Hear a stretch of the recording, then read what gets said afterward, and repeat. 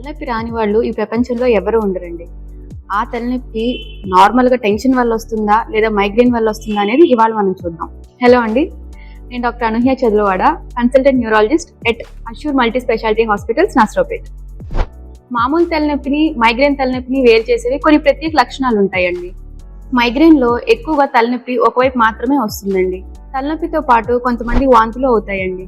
Bright లైట్ని చూసినా, శబ్దాలు విన్నా చాలా ఇబ్బంది పడతారండి.